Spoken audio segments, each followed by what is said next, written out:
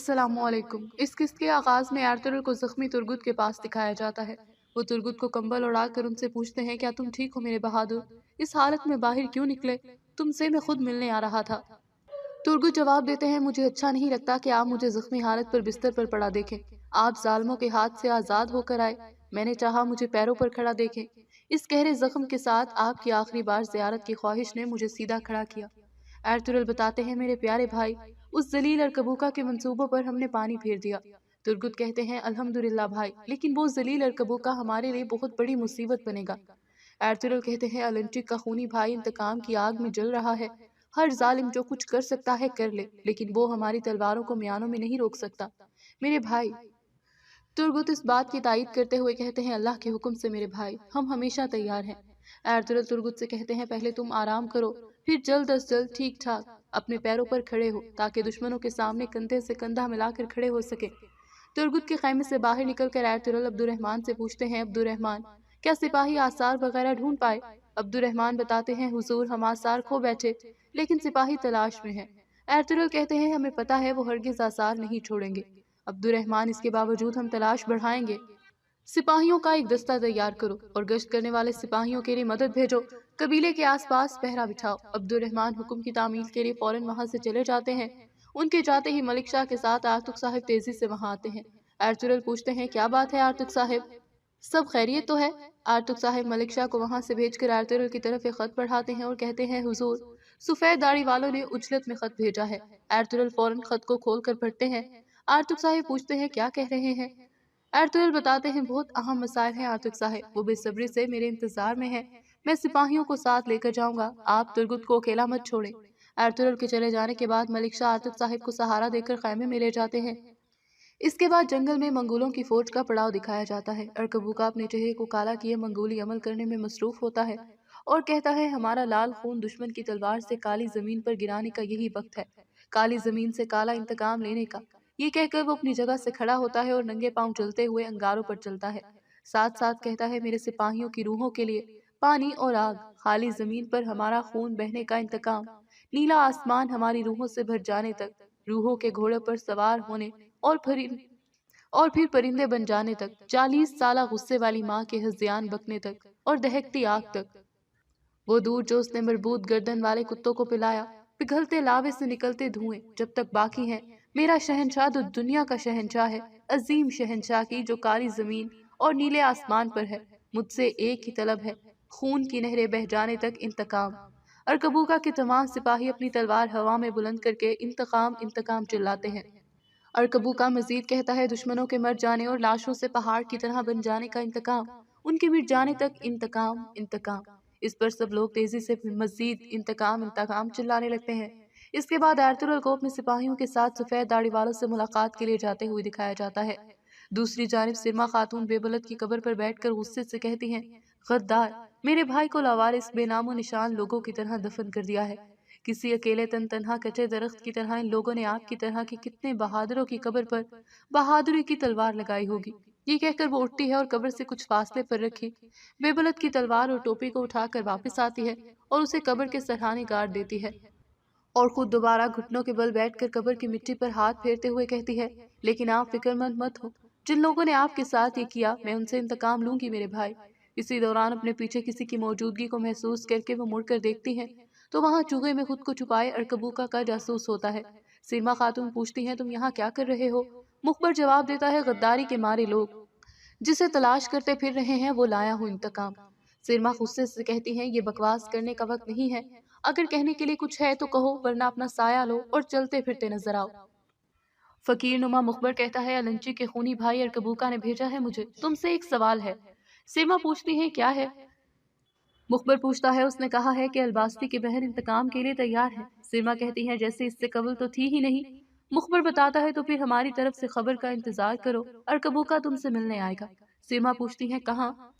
اس کے بعد دکھایا جاتا ہے ایرترل جنگل میں سپاہیوں کو چھوڑ کر خود اکیلے سفید داڑھی والوں کی مجلس کی طرف جاتے ہیں۔ ایک مخصوص مقام پر پہنچ کر رکنے کے بعد وہ اپنے گھوڑے کو باندھ دیتے ہیں اور خود وہاں سے پیدل آگے بڑھتے ہیں۔ مجلس میں پہنچ کر ایرترل سلام کرنے پر سب لوگ جواب دے کر انہیں خوش آمدید کہتے ہیں۔ سب کا شکریہ ادا کرنے کے بعد اپنی نشست پر بیٹھتے ہیں اور سنہری تیر کو اپنے سامنے زمین میں گاڑ دیتے ہیں۔ जबकि बैठ जाने के बाद सरबराह कहते हैं अनातोलिया से खरासान तक, मावराउन नहर से कबी चाक तक सफेद दाढ़ी वाले तमाम सरदार तशरीफ लाए हैं जिन्हें हमने दावत दी है मुबारक इज्तिमा के लिए जो हमने बड़ी जंग शुरू करने वाले हैं और मजीद अहवाल की मशावरत के लिए मुनक्किद किया है। एक सरदार बताते हैं सहराए कबचाक में हम मुतअद्दिद कबाइल से राब्ता कर चुके हैं, सिपाही मंगोलों से जंग के लिए तैयार में हैं। एर्तुगरुल कहते हैं हमें मालूम है अनातोलिया में किन कबाइल और अरकान दौलत से मिलना है। हम हथियार तैयार कर चुके हैं जो जंग शुरू होने से पहले ही कबाइल को दे दिए जाएंगे। सरबराह कहते हैं यानी कहा जा सकता है तैयारी मुकम्मल है। अब सबसे जरूरी चीज बरके खान से हुए इत्तेहाद को नतीजे तक पहुंचाना है। खास तौर पर इत्तेहाद के नतीजे तक पहुंच जाने के बाद घोड़े दौड़ाने, तलवारें खींचने और झंडे लहराने का वक्त आएगा।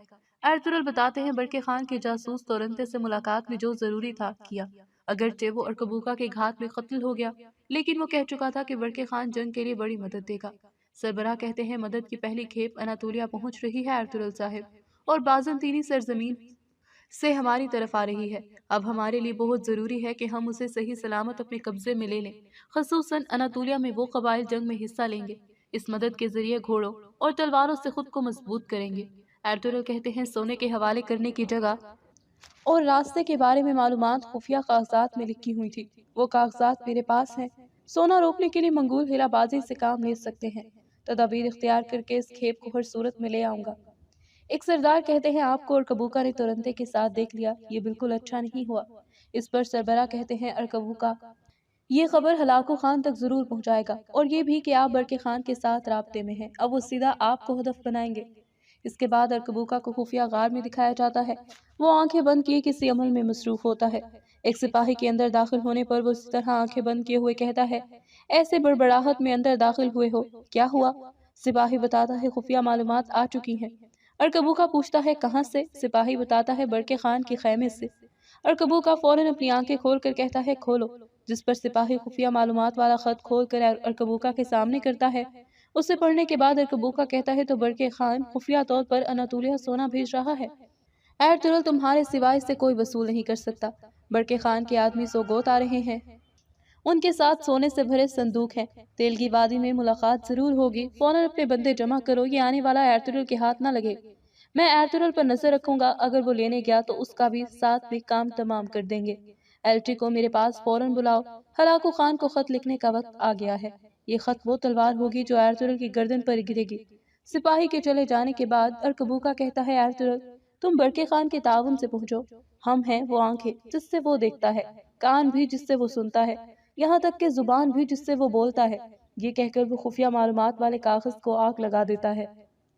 इसके बाद दिखाया जाता है कि मजलिस में मौजूद एर्तुगरुल कहते हैं हलाकू खान सिर्फ मेरे लिए नहीं बल्कि दिलों की वो दीवार गिराने के लिए भी जो हमने दांतोड़ नाखूनों से तैयार की है, और इन उम्मीदों को भी मुनहदिम करने के लिए जिनकी हमने अपनी जानों और खून से आबियारी की है। हम पर हमला करने के लिए लश्कर भेजेगा। हमें अरकबूका को हलाकू खान तक मालूमात पहुंचाने से हर हाल में रोकना होगा। सरबराह कहते हैं इसके लिए हम आपको फायदेमंद मालूमात देंगे एर्तुगरुल साहिब।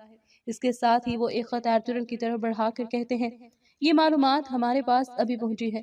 एंगूर के रास्ते में मुसाफिरों की कारवान सराय का पता चला है कि हलाकू खान की जासूसों की मुलाकात गाह है। ये बात यकीनी है कि तमाम मालूमात पहले यहाँ लाई जाती हैं और फिर हलाकू खान को भेजी जाती हैं। इस पर एक सरदार बताते हैं हमने इस फितने को गढ़ के बारे में जो मालूमात हासिल की हैं वो इस मकतूब में लिखी हैं। एर्तुगरुल उस मकतूब को खोल कर पढ़ते हैं और कहते हैं बिल्कुल हमें इन्हीं मालूमात की जरूरत थी। मैं सिपाहियों को फौरन यहाँ भेजूंगा। अरकबूका की भेजी गई मालूमात इस कारवान सराय से हरगिज नहीं निकल पाएंगी। कीमत जो भी अदा करनी पड़ी मैं ये हलाकू खान तक नहीं पहुँचने दूंगा। लेकिन मंगोलों के जासूस सिर्फ अनातोलिया तक महदूद नहीं है। सरबराह पूछते हैं आपको कोई शक है एर्तुगरुल साहिब? एर्तुगरुल बताते हैं हमने बरके खान से जो भी राब्ता किया उसका पता हलाकू खान को लग गया, और अब आखिर में तुरंते का भी उनको पता चल गया कि बरके खान का जासूस यहाँ आ रहा है। ये सब कुछ एक ही तरफ इशारा करता है, बरके खान के करीब हलाकू खान का कोई जासूस मौजूद है। एक सरदार कहते हैं हमें भी इस बारे में मजबूत शकूक व शुबहात थे। सरबराह कहते हैं अब आपके कांधों पर एक इंतहाई अहम और भारी जिम्मेदारी है एर्तुगरुल साहिब। बरके खान का जासूस तुरंते मर चुका है और वो भी हमारी जमीनों पर। ये सूरत हाल जरूर बरके खान के लिए परेशान कुन होगी। अब हम ये अहम काम जासूसों और एल्चियों से नहीं ले सकते। एक और सरदार कहते हैं हमेशा बरके खान से राब्ते में आप रहे हैं सरबराह। सरबराह बात को जारी रखते हुए कहते हैं آپ برقع خان کے قریب منقول جاسوس کو پکڑنے کے لیے اور ہمارا اتحاد خیر کے نتیجے تک پہنچانے کے لیے بھی یہ زیادہ مناسب ہوگا کہ آپ بذات خود برقع خان سے ملاقات کے لیے جائیں۔ یہ کہتے ہوئے سربراہ اپنی جگہ سے کھڑے ہو جاتے ہیں۔ باقی تمام لوگ ان کی پیروی کرتے ہیں۔ کھڑے ہو کر سربراہ کہتے ہیں، راستے اور منزل پر بے شمار مشکلات آپ کے انتظار میں ہیں۔ ایرطغرل جواب دیتے ہیں، مبارک اور عظیم جدوجہد کے راستے میں مشکلات تو آئیں گی، مشکل راہیں مضبوط دل والے بہادر مانگتی ہیں۔ راستہ جتنا بھی اندھا اور بہرا ہو، ان مراحل سے گزرنے کے بعد ہماری فتح کی روشنی بھی اس قدر تیز ہوگی۔ تمام مظلوم ہماری طرف نجات کی امید سے دیکھ رہے ہیں۔ ان امیدوں پر پورا اترنا ہم پر فرض ہے۔ اس راستے میں مشکل ترین مہم ہمارے لیے باعث سعادت ہے۔ اس کے بعد غار میں ارکبوکا کو دکھایا جاتا ہے۔ وہ خط لکھ رہا ہوتا ہے کہ جس نے خفیہ صندوق چوری کیا، کیکاوس کو اغوا کیا اور کمانڈر النٹی کو قتل کیا، وہ ہے کائی قبیلے کا سردار ایرطغرل۔ اناطولیہ میں ہمارے اہم ترین آدمی الباستی کو بھی اسی نے قتل کیا۔ اب برقع خان کے ساتھ خفیہ اتحاد کر کے وہ اناطولیہ میں ہمارے خلاف بغاوت کی منصوبہ بندی کر رہا ہے۔ اگر پورے کائی قبیلے کو ختم نہ کیا گیا تو اناطولیہ میں بڑی بغاوت شروع ہو جائے گی۔ اس لیے ہم اپنے خان کی جانب سے جلد از جلد ایک لشکر بھیجے جانے کے منتظر ہیں۔ لکھنے کے بعد وہ خط پر مہر لگا دیتا ہے اور خط کو بند کرتے ہوئے ایلچی سے کہتا ہے کہ مکتوب فوراً تبریز پہنچاؤ، جس کے حوالے کرنا ہے تم جانتے ہو۔ ایلچی کے جاتے ہی تامگو جاسوس اندر داخل ہوتا ہے۔ ارکبوکا اس سے پوچھتا ہے، کیا ہوا؟ اس چھوٹی ہرنے کے خون نے جوش مارا۔ تامگو بتاتا ہے، جوش مارا، بہت زور سے جوش مارا، وہ بھی انتقام کی آگ میں جل رہی ہے۔ ارکبوکا یہ سن کر ہذیانی انداز میں قہقہہ لگاتے ہوئے کہتا ہے، میرے والد کہا کرتے تھے، فتنہ پرور خاتون جو بنا دے کوئی گرا نہیں سکتا، اور جو گرا دے اسے کوئی اٹھا نہیں سکتا۔ اس کا خون انتقام کی آگ میں جل رہا ہے، میں جانتا ہوں، اس سے بات کرتا ہوں۔ اس کے اندر کی آگ امرولو قبیلے میں بھڑکنی چاہیے۔ پڑوس میں بھڑکنے والی آگ ضرور کائی قبیلے پر بھی اثر انداز ہوگی۔ اس کے بعد ایرطغرل کو جنگل میں اپنے سپاہیوں کے ساتھ دکھایا جاتا ہے۔ وہ بامسی کو خط دیتے ہوئے بتاتے ہیں، کاروان سرائے میں موجود منگول جاسوس جو سب کرتے ہیں اور کون کون ہیں سب اس مکتوب میں لکھا ہے۔ بامسی کہتے ہیں، شکریہ حضور، ہم اپنے ساتھ سپاہی لے جائیں۔ ایرطغرل جواب دیتے ہیں، سپاہی ہرگز نہیں، تم گوندوس اور گونکوت یہ کام پورا کرو گے۔ بھیس بدل کر داخل ہونا، ہوشیار رہنا۔ گوندوس کہتے ہیں، آنے والے خط میں منگولوں کا سوگوت میں ٹھکانہ بتایا گیا ہے۔ ایرطغرل کہتے ہیں، اس کی وجہ سے کاروان سرائے میں معلومات حاصل کرنا لازمی ہے۔ جو لازمی ہو وہ کرنا چاہیے۔ ضرورت پڑنے پر کاروان سرائے کی بنیادوں کو ہلا دینا، لیکن وہ معلوم حاصل کیے بغیر واپس مت آنا۔ میں کل برقع خان سے ملنے کے لیے نکلوں گا۔ ملک شاہ، تم امرولو قبیلے جاؤ اور البلگائے خاتون سے کہو قبیلے آئیں، کچھ اہم مسائل پر بات کرنی ہے۔ ملک شاہ کے جانے کے بعد بامسی پوچھتے ہیں، حضور، کام ہو جانے کے بعد ہم نے کیا کرنا ہے؟ اس پر ایرطغرل کہتے ہیں، مجھے غور سے سنو۔ اس کے بعد امرولو قبیلے میں تمام خواتین کو کام میں مصروف دکھایا جاتا ہے۔ البلگائے خاتون کام کا جائزہ لینے کے بعد خواتین سے کہتی ہیں، جن تاجروں سے ہم نے کپاس کا وعدہ کیا تھا وہ انتظار میں ہے، ہمیں اور تیزی سے کام کرنا ہوگا۔ اس پر تمام خواتین اس بات میں جواب دیتی ہیں۔ اسی دوران سیما گھوڑے پر سوار قبیلے میں پہنچتی ہے۔ البلگائے آگے بڑھ کر پوچھتی ہیں، تم کہاں تھی؟ سیما خواتین جنازے سے آ کر کام میں بھی لگ گئی۔ سیما کہتی ہیں، سب لوگوں کے جانے کے انتظار میں تھی بہن، جو بھی ہے جنازہ تو ہمارا تھا، منگولوں کے ڈر سے میں دوسرے راستوں سے آئی، لوگ ہر چیز سے ڈرنے لگے ہیں، ہم منگولوں سے کیسے نہ ڈریں جنہوں نے ایرطغرل صاحب کو ہدف بنا رکھا ہے، میں اپنے اکیلے پن سے خوفزدہ ہوں۔ اسی وقت ملک شاہ کے وہاں پہنچنے پر البلگائے اور سیما ان کی طرف متوجہ ہو جاتی ہیں۔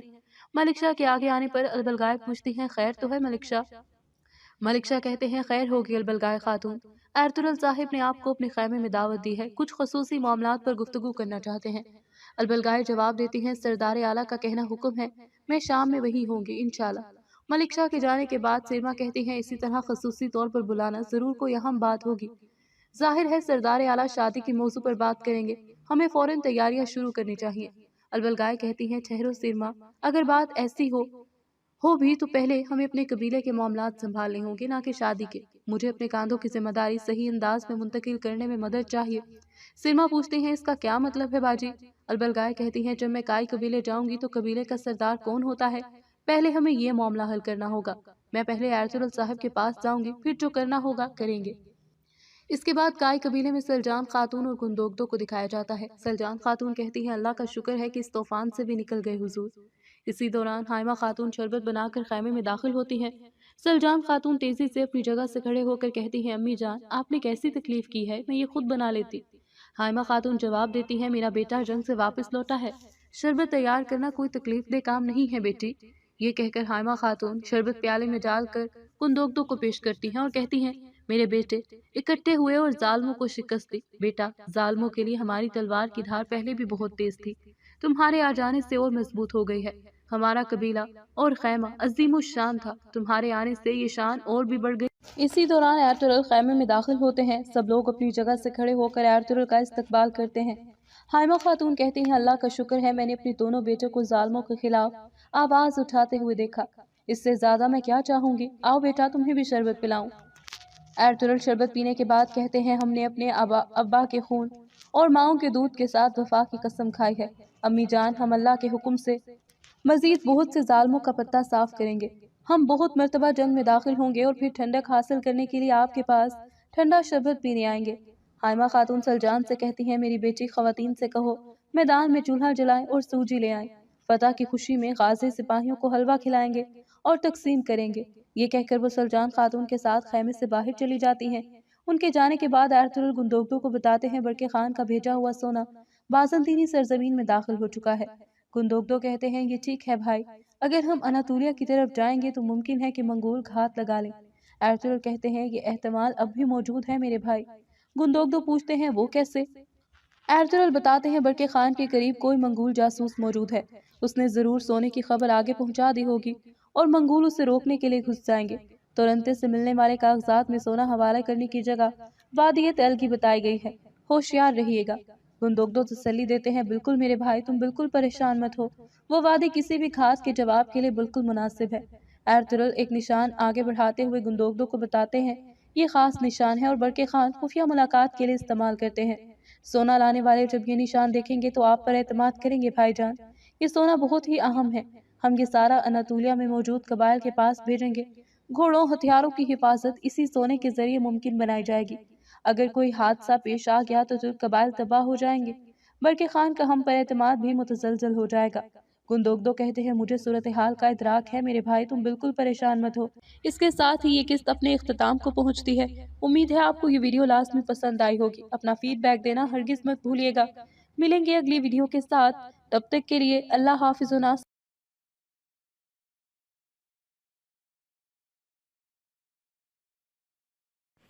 जब वो मुझे मक्का ले जाए तो इसकी मर्ज़ी है, चाहे तो मुझे बेच दे और चाहे तो अपने पास रखे। इनमें से एक ने कहा, मैं तैयार हूँ। तो मैं इसका ग़ुलाम हो गया और वो मुझे अपने साथ बिठाने लगा और टुकड़े खिलाने लगा, हत्ता कि मैं मक्का आ गया। जब मैं मक्का आ गया तो इसने मुझे 2 हबशियों के साथ अपने बाग में ठहरा दिया। फिर मैं एक दफ़ा निकला और मक्का में घूमा तो मेरे मुल्क वालों की एक खातून मिली। तो मैंने इससे पूछा और गुफ्तगू की। मालूम हुआ कि इसके ग़ुलाम और घर वाले सब मुसलमान हो चुके हैं।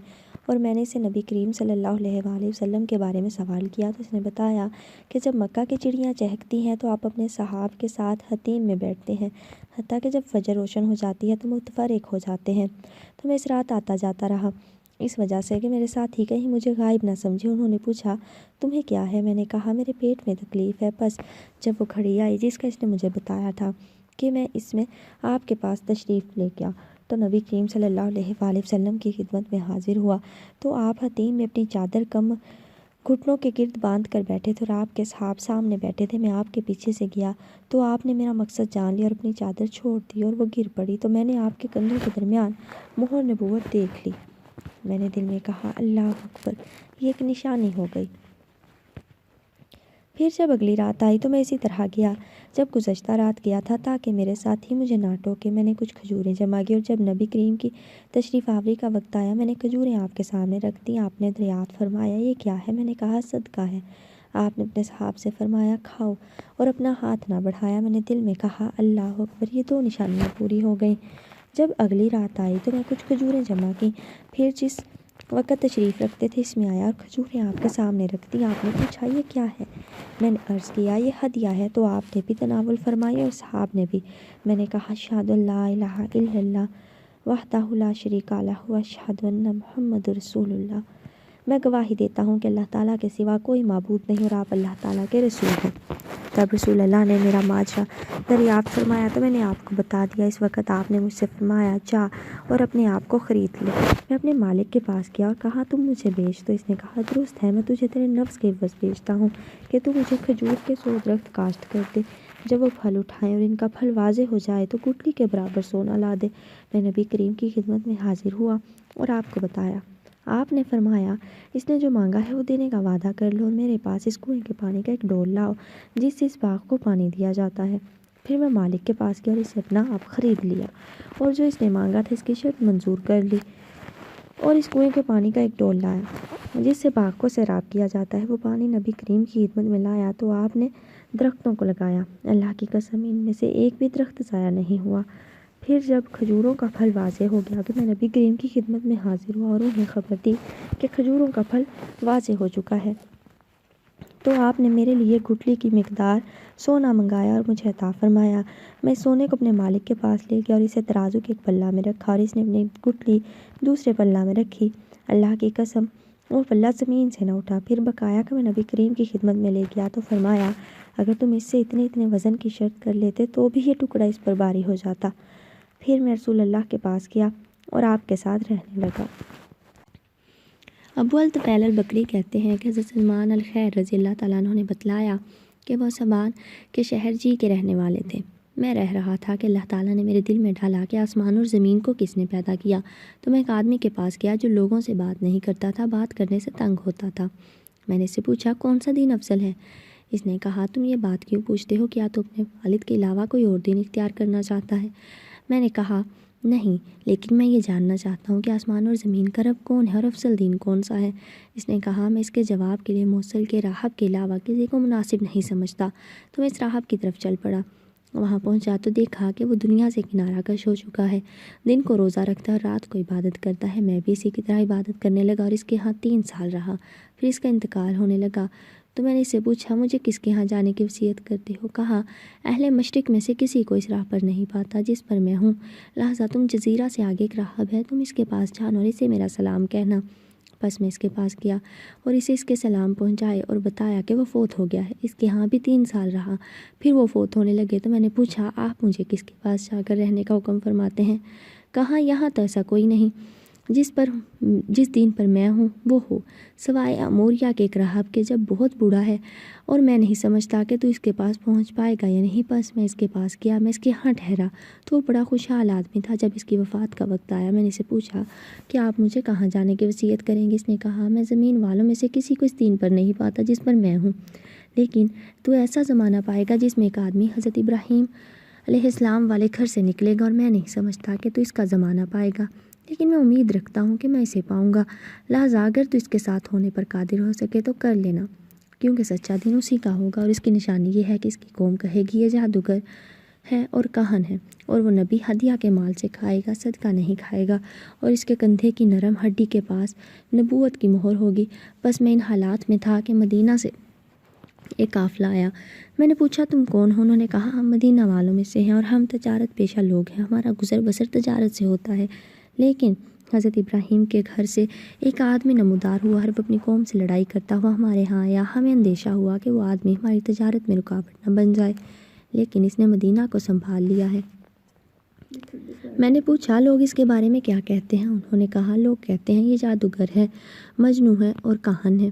میں نے کہا یہ تو سچی نشانی ہے، تم مجھے اپنے امیر سے ملواؤ۔ تو میں اس کے پاس گیا اور اسے کہا مجھے مدینہ تک لے چلو۔ اس نے کہا مجھے کیا دے گا؟ میں نے کہا کہ میں آپ کو دینے کے لیے کوئی چیز نہیں رکھتا سوائے اس کے کہ میں آپ کا غلام ہوں۔ اس پر وہ مجھے سوار کر کے ساتھ لے گیا۔ جب مدینہ آ گیا تو اس نے مجھے کھجوروں کے باغ میں رکھ لیا اور میں اس کے باغ کو پانی دیتا تھا جیسے اونٹ پانی کھینچتا ہے، حتیٰ کہ اس کی وجہ سے میری پیٹھ اور سینہ زخمی ہو گئے، مجھے کوئی آدمی نہیں ملتا تھا جو میری بات سمجھے، حتیٰ کہ ایک فارسی بڑھیا پانی لینے آئی۔ اس سے میں نے بات کی تو وہ بات سمجھ گئی۔ تب میں نے اسے کہا کہ وہ آدمی کہاں ہے جو نیا دین لے کر آیا ہے، مجھے اس کا پتہ بتا۔ اس نے کہا وہ صبح سویرے تیرے پاس سے گزرے گا، جبکہ وہ دن کے شروع میں صبح کی نماز پڑھتا ہے۔ بس میں گیا اور کھجوریں جمع کی۔ جب صبح ہوئی تو میں گیا اور کھجوریں پیش کیں۔ انہوں نے کہا یہ کیا ہے، صدقہ ہے یا ہدیہ ہے؟ میں نے اشارہ کیا کہ صدقہ ہے۔ تو فرمایا ان کے پاس لے جاؤ، آپ کے صحابہ آپ کے سامنے بیٹھے تھے، انہوں نے کھائیں آپ نے نہ کھائیں۔ میں نے کہا یہ نشانی پوری ہو گئی۔ جب اگلا دن تھا میں اور کھجوریں لے گیا، پوچھا یہ کیا ہے؟ میں نے کہا ہدیہ ہے۔ آپ نے تناول فرمائی اور اپنے صحاب کو بلایا، انہوں نے بھی کھائیں۔ پھر آپ نے مجھے مہر نبوت دیکھنے کی کوشش کرتے دیکھا تو سمجھ گئے اور اپنی چادر مبارک ہٹا دی۔ میں مہر نبوت کو چومنے اور چمٹنے لگا تو فرمایا تجھے کیا؟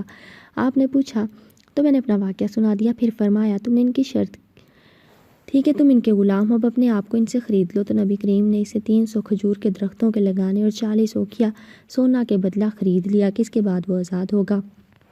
نبی کریم نے فرمایا پودے لگاؤ، تو حضرت سلمان نے لگا دیے۔ پھر جا کر کنویں میں ڈول ڈالو، جب وہ بھر جائے تو کھینچ لو۔ بس جب ڈول بھر جاتا تو خود بخود اوپر اٹھاتا، پھر پودوں کی جڑوں میں ڈال۔ حضرت سلمان نے ایسا ہی کیا تو بہت جلدی پودے لگ گئے۔ سب نے کہا سبحان اللہ، ہم نے اس جیسا غلام نہیں دیکھا، بے شک اس غلام کی عجیب شان ہے۔ اور لوگ اس پر جمع ہو گئے۔ پھر نبی کریم صلی اللہ علیہ وآلہ وسلم نے حضرت سلمان کو سونے کی ایک ٹکڑی دی تو اس میں سے 40 اوقیہ سونا تھا۔ ابو الندہ کہتے ہیں کہ حضرت سلمان فارسی نے بتایا کہ مجھے 10 سے زیادہ مالکوں نے خریدا اور بیچا۔ درد دل کی دولت۔ حضرت ابوبکر صدیق کی اہلیہ محترمہ رضی اللہ تعالیٰ عنہ فرماتی تھیں، حضرت ابوبکر کو لوگوں پر فضیلت نماز روزہ کی وجہ سے نہیں تھی بلکہ درد دل کی وجہ سے تھی۔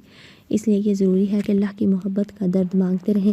دنیا کی ہر چیز بن مانگے مل سکتی ہے، ہر تمنا بن کہے پوری ہو سکتی ہے، مگر درد دل بن مانگے نہیں ملتا۔ یہ مانگنے سے بلکہ بار بار مانگنے سے ملتا ہے۔ جتنی طلب زیادہ ہوتی ہے اور تڑپ میں شدت پیدا ہوتی ہے، اتنا جلدی فائدہ حاصل ہوتا ہے۔ اگر کسی کو درد دل نصیب ہو جائے تو پھر کامیابی ہی کامیابی ہے۔ انسان کی عبادت میں، اس کے اعمال میں اس وقت تک جان پیدا نہیں ہوتی جب تک دل میں اللہ کی محبت کا درد نہ ہو۔ دل میں اللہ کی محبت ہو تو نیک کام کرنے کو خود بخود دل چاہتا ہے۔ عبادت بوجھ نہیں محسوس ہوتی بلکہ اپنے محبوب سے ملانے کا ایک بہانہ بن جاتی ہے۔ درد کا حصول بھی انسان کی پیدائش کے مقاصد میں سے ایک بڑا مقصد ہے جس کے لیے ہم سب نے جدوجہد کرنی ہے۔ دریائے نیل کے نام حضرت عمر کا خط۔ روایت میں ہے کہ جب مصر فتح ہوا تو مصر والے حضرت عمرو بن علاس رضی اللہ تعالیٰ عنہ کے پاس آئے اور کہنے لگے، ہماری قدیم عادت ہے کہ اس مہینے میں دریائے نیل کی بھینٹ چڑھاتے اور اگر نہ چڑھائیں تو دریا میں پانی نہیں آتا۔ ہم ایسا کرتے ہیں کہ اس مہینے کی 12ویں تاریخ کو ایک باکرا لڑکی کو لیتے ہیں جو اپنے ماں باپ کی اکلوتی ہو، اس کے والدین کو دے کر رضامند کر لیتے ہیں اور اسے بہت عمدہ کپڑے، بہت سے قیمتی زیور پہنا کر، بناؤ سنوار کر اس نیل میں ڈال دیتے ہیں تو اس کا پانی چڑھتا ہے، ورنہ پانی چڑھتا نہیں۔ سپہ سالار اسلام حضرت عمرو بن علاس فاتح مصر نے جواب دیا کہ یہ ایک جاہلانہ اور احمقانہ رسم ہے، اسلام اس کی اجازت نہیں دیتا۔ اسلام تو ایسی عادتوں کو مٹانے کے لیے آیا ہے، تم ایسا نہیں کر سکتے۔ وہ باز رہے۔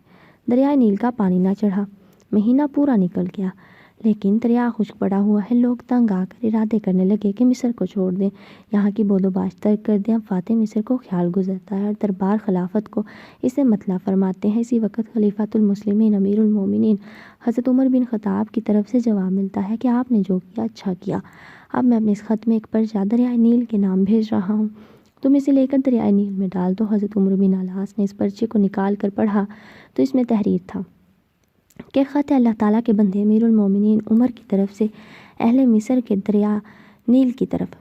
بعد حمد و صلات کے مطلب یہ ہے کہ اگر تو اپنی طرف سے اور اپنی مرضی سے بہہ رہا ہے تو خیر نہ بہ، اور اگر اللہ تعالیٰ وحد و قہار تجھے جاری رکھتا ہے تو ہم اللہ سے دعا مانگتے ہیں کہ تجھے رواں کر دے۔ یہ پرچہ لے کر حضرت امیر عسکر نے دریائے نیل میں ڈال دیا۔ اب یہ ایک رات بھی گزرنے نہ پائی تھی کہ دریائے نیل میں 16 ہاتھ گہرائی کا پانی چلنے لگا اور اسی وقت مصر کی خشک سالی ترسالی میں بدل گئی۔ خط کے ساتھ ہی خطہ کا خطہ سرسبز ہو گیا اور دریا پوری روانی سے بہتا رہا۔ اس کے بعد سے ہر سال جو جان چڑھائی جاتی تھی وہ بچ گئی اور مصر سے اس ناپاک رسم کا ہمیشہ کے لیے خاتمہ ہو گیا۔ سلیمان بن عبد الملک۔ سلیمان بن عبد الملک بڑا خوبصورت تھا۔ وہ ایک وقت میں 4 نکاح کرتا تھا، 4 دن کے بعد چاروں کو طلاق دے کر 4 اور کرتا تھا، پھر ان کو طلاق دے کر 4 اور کرتا تھا۔ باندیاں الگ تھیں لیکن 35 سال کی عمر میں مر گیا۔ 40 سال بھی پورے نہیں کیے دنیا میں۔ کتنی عیاشی کی انہوں نے۔ اس کے مقابل عمر بن عبدالعزیز 41 دن ان کے بھی پورے نہیں ہوئے لیکن اس نے اللہ کو راضی کرنا شروع کر دیا۔ اب دیکھیے کہ جب سلیمان کو قبر میں رکھنے لگے تو اس کا جسم ہلنے لگا تو اس کے بیٹے ایوب نے کہا میرا باپ زندہ ہے۔ حضرت عمر بن عبدالعزیز نے کہا بیٹا تیرا باپ زندہ نہیں ہے، عذاب جلدی شروع ہو گیا ہے، جلدی دفن کرو۔ بے مثال سخاوت۔ نام بھی مظفر تھا اور رہتے بھی مظفر نگر میں تھے۔ پورا نام تھا نواب مظفر علی خان۔ مظفر نگر آج کل تو ہندوستان میں ایک ضلع ہے۔ ان بھلے وقتوں میں نواب صاحب کی جاگیر تھی۔ نواب صاحب کو تعمیرات کا شوق تھا۔ اسی شوق براری کے لیے اپنے ایک وسیع و ریز باغ کے بیچوں بیچ ایک بنگلہ بنوایا، خرچ بھی خوب کیا اور نگرانی بھی خود کی۔ بن کر تیار ہوا تو دیکھنے والوں نے کہا کہنے کو تو بنگلہ ہے مگر حقیقت میں محل ہے۔ واقعتاً تھا بھی۔ ایسے ہی لوگ دیکھتے اور دانتوں تلے انگلیاں دبا لیتے۔ نواب صاحب کا ارادہ تھا کہ اس کا افتتاح بڑی شان و شوکت سے کریں گے۔ اسی ارادے کے پیش نظر صفائیاں دھلائیاں وغیرہ ہو رہی تھیں، ریشمی پردے اور فرش فروش بچھائے جا رہے تھے۔ آرائش و زبائش کا کام آخری مراحل میں تھا کہ انہی دنوں مظفر نگر کے ایک رہائشی غریب آدمی کی بیٹی کی شادی طے پا گئی۔ لڑکے والوں نے کہا، ہم بارات میں 100 آدمی لائیں گے۔ لڑکی والوں کی پریشانی تھی کہ بارات ٹھہرائیں گے کہاں، اس زمانے میں میرج ہال تو تھے ہی نہیں۔ غریب باپ اسی سوچ اور فکر میں غلطاں تھا کہ ایک خیر خواہ نے کہا، بارات ٹھہرانے کی جگہ تو میں بتا دیتا ہوں، لیکن اگر؟ غریب باپ نے حیران اور سوالیہ نگاہوں سے اپنے خیر خواہ کو دیکھا اور پوچھا، لیکن اگر کیا؟ اگر تمہاری قسمت اچھی ہو اور نواب مظفر خان مان جائیں۔ کیا مطلب؟ مطلب یہ کہ نواب صاحب نے جو نیا بنگلہ بنایا ہے وہ بالکل خالی ہے، انہوں نے بھی اس میں رہائش تو اختیار نہیں کی۔ 1-2 دن تمہاری بیٹی کی بارات ٹھہر جائے تو کوئی مسئلہ نہیں، صفائیاں وغیرہ تو ویسے بھی ابھی ہو رہی ہیں۔ نواب صاحب رحم دل اور غریب پرور آدمی تھے۔ لڑکی کا باپ نواب صاحب کی خدمت میں حاضر اور بڑی لجاجت سے اپنی حاجت پیش کر دی۔ بنگلہ میں دے دوں گا مگر ایک شرط ہے۔ نواب صاحب نے منہ پکا کر کے کہا، سرکار میں غریب مسکین آپ کی کیا شرط پوری کر سکتا ہوں؟ ویسے جو حکم دیں گے پورا کروں گا۔ کریم بخش عرف کریمو نے ہاتھ جوڑ کے کہا۔ نواب صاحب مسکرائے اور فرمایا، جتنے دن بارات ٹھہرے گی اس کا 3 وقت کا کھانا بھی میری طرف سے ہوگا۔ کریم بخش کی آنکھوں میں احسان مندی سے آنسو آ گئے۔ اس نے پکڑی کے پلو سے آنسو پونچھتے ہوئے کہا، نواب صاحب آپ نے مجھے خرید لیا ہے، ساری زندگی بھی لٹا دوں تو آپ کے احسان کا بدلہ نہیں ہو سکتا۔ نواب صاحب نے کہا، میاں کریمو اب میرے بنگلے کا افتتاح تمہاری بیٹی کی بارات سے ہی ہوگا، یہ لو چابیاں، اور جہاں مزید صفائی کی ضرورت ہو خود ہی کر لینا۔ بارات 2 دن بنگلے میں ٹھہری اور زردے، پلاؤ اور متنجن کی دیگیں پک پک کر آتی رہیں۔ رخصتی کے وقت عورتوں بچوں سمیت ہر باراتی کو ایک ایک جوڑا بھی نواب صاحب کی طرف سے دیا گیا۔ بارات رخصت ہوئی تو کریم بخش احسان کے بوجھ تلے دبا شکریہ کے احساس میں ڈبڈباتی آنکھوں سے نواب صاحب کی خدمت میں چابیاں واپس کرنے آیا تو نواب صاحب نے چابیوں کا گچھا لٹاتے ہوئے کہا، میاں یہ بنگلہ تو باغ سمیت ہم نے تمہاری بیٹی کو دے دیا، بلکہ اسی وقت دے دیا تھا جب تم بارات کے ٹھہرانے کی اجازت لینے آئے تھے۔ اللہ تعالیٰ ہمیں بھی سخاوت کی دولت سے نوازیں، آمین۔ بسم اللہ کی برکت و تاثیر۔ ایک عورت کا شوہر منافق تھا اور اس عورت کی یہ حالت تھی کہ ہر چیز پر خواہ وہ قول ہو یا فعل ہو بسم اللہ کہتی تھی۔ اس کے شوہر کو اس کی یہ حرکت ناگوار تھی۔ اس نے سوچا کہ کبھی اسے شرمندہ کروں گا، چنانچہ اس نے اپنی بیوی کو ایک ہتھیلی دی اور اس سے کہا کہ اس کو محفوظ رکھنا۔ اس عورت نے اس کو ایک جگہ چھپا کر رکھ دیا۔ شوہر نے عورت کو غافل پا کر وہ تھیلی اور جو کچھ اس میں تھا لے لیا اور اس کو کنویں میں پھینک دیا جو اس کے گھر میں تھا۔ اس کے بعد اسے وہ تھیلی طلب کی۔ جب وہ عورت اس تھیلی کی جگہ آئی اور بسم اللہ پڑھی تو اللہ تعالیٰ نے حضرت جبرائیل کو حکم دیا کہ فوراً نیچے جاؤ اور اس تھیلی کو اسی جگہ پر رکھ دو۔ اس عورت نے اپنا ہاتھ اس جگہ رکھا تاکہ اس کو لے سکے، چنانچہ جس طرح اس نے شرفی کی تھیلی کو رکھا تھا اسی طرح اس کو اٹھایا اور شوہر کے حوالے کر دیا۔ دیکھ کر یہ شوہر بہت متعجب ہوا اور اللہ تعالیٰ سے توبہ کر اس کی طرف رجوع کیا۔ عمر بن عبدالعزیز رحمۃ اللہ علیہ کا یادگار ماحول۔ یحییٰ بن سعید رحمۃ اللہ علیہ کہتے ہیں کہ مجھے عمر بن عبدالعزیز رحمۃ اللہ علیہ اللہ تعالیٰ نے افریقہ میں زکوٰۃ کی تحصیل پر مقرر کیا۔ میں نے زکوٰۃ وصول کی۔ جب میں نے اس کے مستحق تلاش کیے جن کو وہ رقم دی جائے تو مجھے ایک بھی محتاج نہ ملا اور ایک شخص بھی ایسا دستیاب نہیں ہوا جس کو زکوٰۃ دی جا سکے۔ عمر بن عبدالعزیز نے سب کو غنی بنا دیا۔ بالآخر میں نے کچھ غلام خرید کر آزاد کیے اور ان کے حقوق کا مالک مسلمانوں کو بنا دیا۔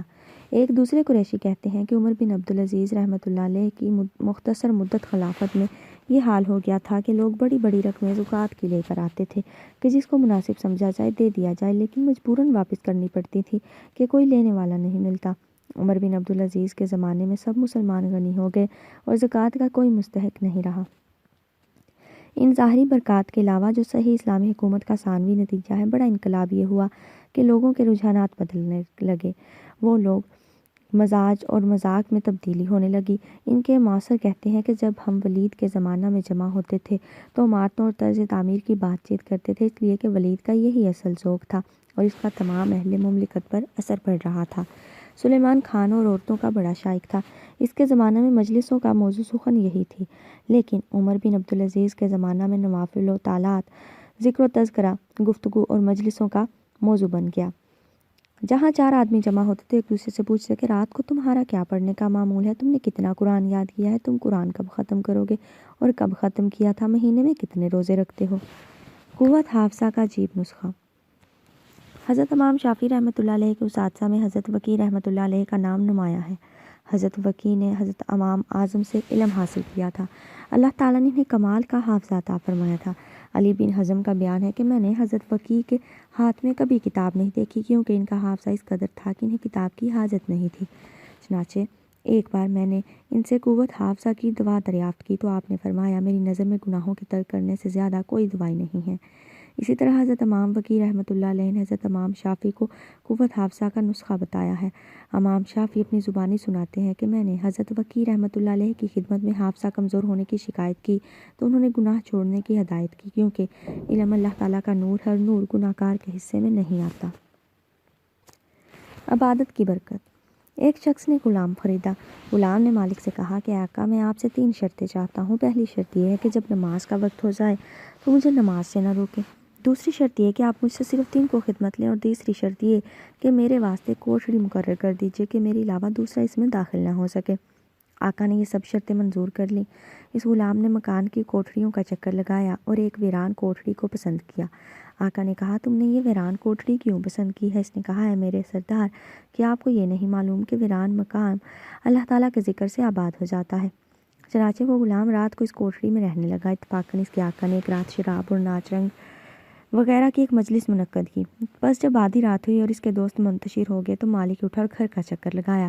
جب غلام کے حجرے کی چھت پر پہنچا تو کیا دیکھتا ہے کہ ایک نور کی قندیل ہے جو اوپر سے نیچے کو لٹکی ہوئی ہے، اور وہ غلام سجدے میں اپنے پروردگار سے دعا کر رہا ہے اور کہہ رہا ہے کہ اے میرے معبود، تو نے دن میں مالک کی خدمت میری ذمہ واجب کر دی ہے۔ اگر میرے ذمہ یہ خدمت نہ ہوتی تو رات دن صرف تیری ہی خدمت میں مشغول رہتا۔ اے میرے رب، تو مجھے معذور رکھ۔ مالک طلوع صبح تک اس منظر کا نظارہ کرتا رہا۔ اس کے بعد وہ قندیل آسمان پر چلی گئی اور چھت بند ہو گئی۔ مالک نے اپنی بیوی سے یہ واقعہ بیان کیا۔ جب دوسری رات آئی تو مالک اور اس کی بیوی حجرے کی چھت پر پہنچے، دیکھا کہ قندیل لٹکی ہوئی ہے اور غلام سجدہ اور مناجات میں مشغول ہے۔ اگلے دن میاں بیوی نے غلام کو بلایا اور اس سے کہا کہ اللہ کے واسطے تو آزاد ہے، تاکہ تو ذات پاک کی عبادت کے واسطے فارغ ہو جائے جس سے تو معذرت کرتا۔ اور ان دونوں نے غلام کو اس کی ان کراماتوں سے باخبر کیا جو انہوں نے گزشتہ رات میں دیکھی تھیں۔ غلام نے یہ سن کر دونوں ہاتھ اٹھائے اور کہا کہ اے میرے معبود، میں نے تجھ سے دعا کی تھی کہ میرا راز کسی پر نہ کھولیے اور میرا حال ظاہر نہ کیجیے۔ اب جب تک تو نے اس کو فاش کر دیا ہے تو میری روح قبض کر کے اپنے پاس بلا لے۔ چنانچہ وہ مردہ ہو کر گر پڑا۔ اللہ تعالیٰ اس پر رحم کرے۔ تقویٰ کا عجیب واقعہ۔ حضرت مفتی محمد حسن صاحب امر تسری رحمۃ اللہ علیہ کے پاؤں ایک بڑا زہریلا قسم کا پھوڑا ہو گیا تھا، جس نے رفتہ رفتہ ساری پنڈلی کو اپنی لپیٹ میں لے لیا تھا۔ جب وہ زخم اوپر بڑھنے لگا تو اس وقت فلسطین کے اصرار پر آپ ٹانگ کٹوانے پر راضی ہو گئے۔ جب آپ کی ٹانگ کاٹی گئی تو ڈاکٹروں کو خطرہ تھا کہ شاید آپ شام پر نہ ہو سکیں گے۔ کرنل امیر الدین صاحب گھبرائے ہوئے تھے اور ٹانگ کاٹ رہے تھے، اور ڈاکٹر ریاض قدیر صاحب ٹانگیں لگا رہے تھے، اور کرنل ڈاکٹر ضیاء اللہ صاحب نبض پر ہاتھ رکھے ہوئے تھے۔ وہ لوگ سمجھ رہے تھے کہ مفتی صاحب بھی پریشان ہوں گے، مگر آپ بالکل مطمئن تھے اور فرمایا کہ میرے لیے تو آج عید کا دن ہے۔ ٹانگ کاٹنے سے قبل حسب دستور ڈاکٹروں نے ایسی دوا دینی چاہی کہ شدید تکلیف کا احساس نہ ہو یا تو کم ہو، مگر حضرت مفتی نے کوئی ایسی دوا لینے سے انکار کر دیا اور فرمایا، مجھے حال پر میرے چھوڑ دیں، اب اپنا کام شروع کریں۔ 70 برس کی عمر ڈاکٹر صاحبان بڑے پریشان تھے، تو وہ انکرہن ایک ٹیکہ لگا کر ران کاٹنی شروع کر دی۔ اس میں تقریباً 1 گھنٹہ لگا۔ آپریشن کے وقت جس ڈاکٹر نے آپ کی نبض پر ہاتھ رکھا ہوا تھا، ان کا بیان ہے، حیرت ہے کہ آپریشن سے شروع سے اختتام تک نبض کی رفتار میں سرمفوق نہیں آیا۔ اس آپریشن کے بعد جو درد ہوتا ہے اس کی شدت کا اور کوئی فرد مقابلہ نہیں کر سکتا، مگر حضرت جس بشاشت کے ساتھ آپریشن روم میں داخل ہوئے تھے اسی کے ساتھ واپس ہوئے جیسے کچھ ہوا ہی نہیں۔ حضرت علامہ سید سلیمان ندوی رحمۃ اللہ علیہ جب حضرت مفتی صاحب کی عیادت کو تشریف لائے تو آپ نے اس استقامت کا راز پوچھا۔ آپ نے فرمایا، میں اس وقت اس تکلیف کے اجر جزیل کو خوشی میں جو متشکل ہو کر سامنے آ گیا تھا ایسا محو ہوا کہ مجھے کچھ پتہ نہ چلا کہ کیا ہو رہا ہے۔ یہ عین الیقین کا مقام تھا کہ تکلیف تک کا احساس نہ ہوا۔ حیرت انگیز اثار۔ ابو محمد الزدی نے اثار و قربانی کا ایک حیرت انگیز واقعہ بیان کیا ہے۔ وہ کہتے ہیں، ایک مرتبہ مرو کی مسجد میں آگ لگ گئی۔ مسلمانوں کو شبہ ہوا یہ حرکت عیسائیوں کی ہے۔ غصے میں آ کر انہوں نے عیسائیوں کے کلیساؤں اور عبادت گاہوں میں آگ لگا دی اور انہیں جلا ڈالا۔ وقت کے بادشاہ کو یہ حرکت ناگوار گزری۔ اس نے ان لوگوں کی گرفتاری کا حکم جاری کر دیا جنہوں نے عیسائیوں کی عبادت گاہوں میں آگ لگائی اور انہیں جلایا تھا۔ مسلمانوں کی ایک جماعت اس سلسلہ میں گرفتار ہوئی اور سلطان کے سامنے پیش کی گئی کہ وہ ان کے لیے سزا تجویز کرے۔ سلطان نے چند پرچیوں پر یہ الفاظ لکھے، کوڑے کی سزا، ہاتھ پاؤں کاٹنے کی سزا، قتل کی سزا، اور یہ پرچیاں گرفتار شدگان پر پھینک دیں۔ جس کے حساب میں جو پرچی آئی اس کے لیے وہی سزا نافذ کرنے کا حکم ہوا جس میں لکھی تھی۔ قتل کی پرچی ایک شخص پر پڑی۔ اس نے کہا، خدا کی قسم میں قتل ہونے سے نہیں ڈرتا، لیکن رہ رہ کر مجھے اپنی ماں کا خیال آتا ہے۔ میرے بعد اس کا کوئی سہارا نہیں رہ جائے گا، نہ کوئی بہن ہے، نہ بھائی، نہ کوئی عزیز۔ پاس ایک اور جوان تھا، اس پر جو پرچی پڑی تھی اس میں کوڑے کی سزا لکھی تھی۔ اس نے کہا، میری ماں کا انتقال ہو چکا ہے، تم ایسا کرو اپنی پرچی مجھے دے دو اور میری پرچی تم لے لو، میں قتل ہو جاؤں گا، تم کوڑے کی سزا بھگت لینا۔ اس نوجوان نے اپنے دوست کی پیشکش قبول کی، چنانچہ دونوں نے اپنی پرچیاں بدل لیں۔ وہ جوان قتل کر دیا گیا اور یہ کوڑے کی سزا بھگت کر اپنی ماں کے پاس پہنچ گیا۔ آج کے لیے اتنا ہی۔ اپنی نیکسٹ ایپیسوڈ کا آغاز یہیں سے کریں گے، تب تک کے لیے اللہ حافظ۔